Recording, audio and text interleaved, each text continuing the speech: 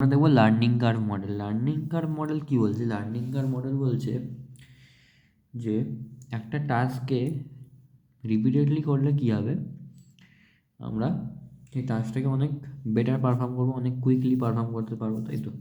যখন একটা টাস্ককে আমরা রিপিটেডলি পারফর্ম করি আমরা কী হয়, ওটা অনেক বেশি এক্সপার্ট হয়ে যায়। সো লার্নিং কার্ভটা ঠিক এরকম। এদিকে ভলিউম অফ প্রোডাকশান,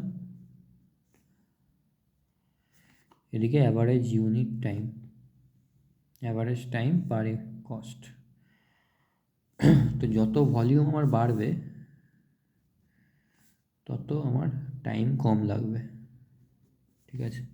তো ফর্মুলা হচ্ছে Tn equal to T1 into N B. এবার বি এর ফর্মুলা কি? B equal to log of learning curve in decimal, যেটা দেওয়া থাকবে, এটা কোশ্চেনে দেওয়া থাকবে, বাই লগ অফ 2, ঠিক আছে?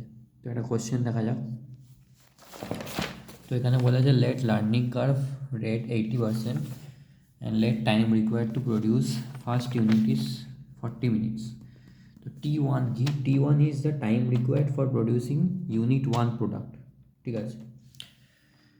And what is the time required to produce in 10 এর টাইম?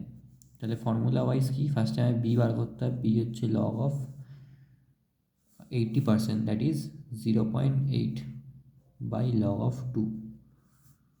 তাহলে Tn আমি কত পেয়ে যাব? 40 ইন্টু এনের ভ্যালু কত? 10 টু দি পাওয়ার, যেটা এখান থেকে বেরোবে।